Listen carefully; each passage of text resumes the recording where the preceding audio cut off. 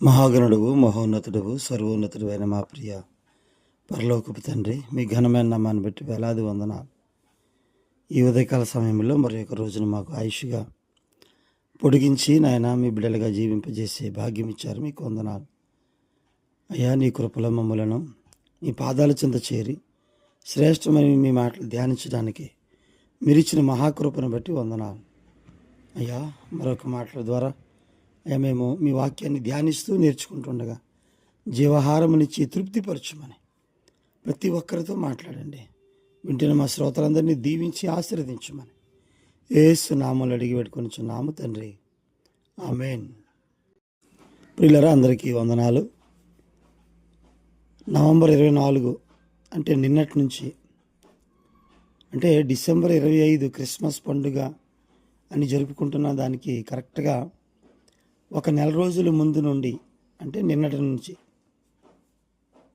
అంటే క్షమించండి, ఆదివారం నుండి నవంబర్ 24 నుండి అడ్వెంట్ ప్రారంభం జరుగుతుంది.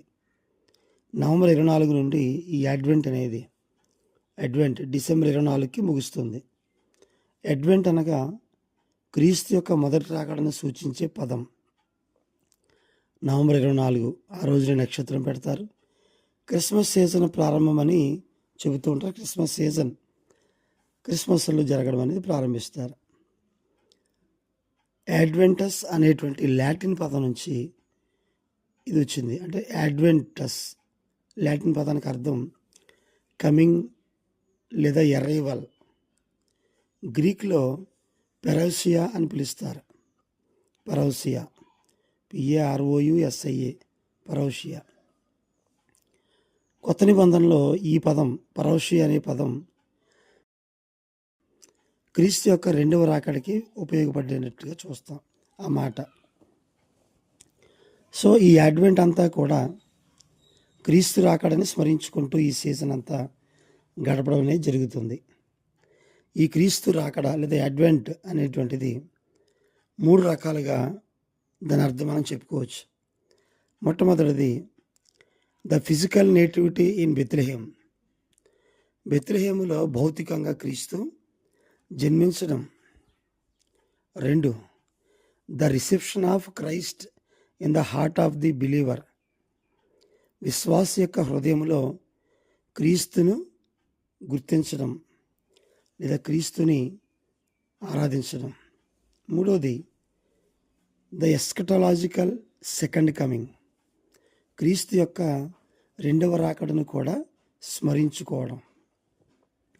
మొదటి రాకడని గుర్తు చేసుకుంటూ రెండవ రాకడ కోసం ఎదురు చూడడం అనేది అడ్వెంట్ అనే పదానికి అర్థం. ఈ సీజన్ను సూచిస్తూ calendars, advent wreath, advent daily devotion, Christmas star, Christmas tree, Christmas cards, అలాగే Christmas decorations, hanging of greens, ఇలా చాలా విషయాలు నవంబర్ 24నే ప్రారంభించడం అనేది మనం చూస్తాం. ఈ అడ్వెంట్ అనే దాన్ని మొట్టమొదట క్రీస్తు శకం 5వ శతాబ్దంలో బిషప్ పెర్పెటస్ అనేటువంటి ఆయన సెయింట్ మార్టిన్స్ డే అని పిలుస్తారు. వీళ్ళు నవంబర్ 11ని ప్రారంభించారు. క్రిస్మస్ దాకా వారానికి 3 సార్లు ఉపవాసం ఉండాలి. అందుకే కొన్నిసార్లు అడ్వెంట్ని లెంట్ ఆఫ్ సెయింట్ మార్టిన్ అని కూడా పిలుస్తారు. నవంబర్ 24 నుంచి 4 ఆదివారాలు వస్తాయి.